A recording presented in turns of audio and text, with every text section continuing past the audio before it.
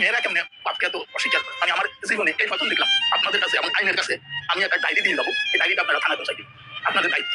বুঝলেন, এই ডায়েরিতে আমার সবকিছু লেখা আছে, তারা আমার সাথে কি করছে, এই টাকা পয়সাটাই ওই আমার সবচেয়ে জীবনের কাল, ওনাদের গায়ের উপর আমার উঠে দিয়ে গেছে, আজ পর্যন্ত দেখতে আসেনি, অন্তত খোঁজটা নেয় না, দেখেন দুই কথা, খোঁজটা নেয় না।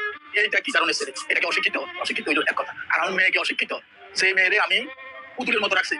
বুঝলেন, আমি কি তাদের কাছে টাকা পয়সা চাইছি?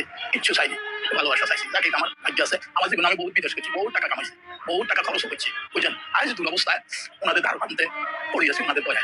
ওনারা এতটুকু করছে, এতটুকু করে, এটা আমার জন্য হাজার। আমার শুধু একটাই অনুরোধ থাকবে, আপনারা এই জিনিসটা মানুষের দেখাইবেন, আমার ছবিটা দেখাইবেন, আমার ছেলে মেয়েদের দেখতে পায় যে তার কি অবস্থা আছে। বুঝলেন, বিদেশও ছিলাম আমি 95 সৌদি আরবে ছিলাম 2016 সাল পর্যন্ত।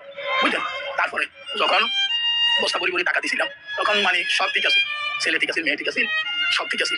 যখন মানে টাকার প্রশ্ন উঠছে, আমার একটা এফডি ছিল, এই যে আমার ছোট ছেলেটা যে আমি কেন বেশিতে চাকরি করে, এ ছিল নমনি। আমি তো সাদা দিলে আমার ছেলে আমার টাকা এই পাবে না কে পাবে, এরে করে দিছি। এই টাকাগুলো উঠে নিয়ে যে গেছে, আজ পর্যন্ত সে আমার সাথে কোনো যোগাযোগ করে না, কোনো যোগাযোগ নাই। বুঝলেন, আমার মেয়ের ইয়েতে আমার টাকা ছিল 20 লাখ টাকা ছিল, এই টাকাটা আমাকে আর দেয়নি। বুঝলেন, আজ পর্যন্ত ফেরত দেয়নি। ওনাদের মাধ্যমে আমাকে প্রথমে মিরপুর ওনাদের যে ইয়ে আছে ওইখানে অনেকদিন আসছিলাম, তারপর হইতে এইখানে।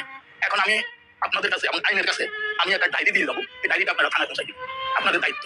বুঝলেন, এই ডায়েরিতে আমার সবকিছু লেখা আছে, তারা আমার সাথে কি করছে, এই টাকা পয়সাটাই ওই আমার সবচেয়ে জীবনের কাল। আমি মন থেকে, দিল থেকে তাদেরকে অভিশাপ দিই, আমার মতো একদিন যেন তারা এই জায়গায় আসি দাঁড়ায়।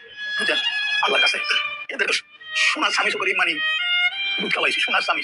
বুঝলেন, এত বেশি ভালোবাসছো তোমার, এরা জীবনে বহুত কষ্ট দিব। আজ সেই কথা, তাদের কথাটা আমি অক্ষরে অক্ষরে পাইছি।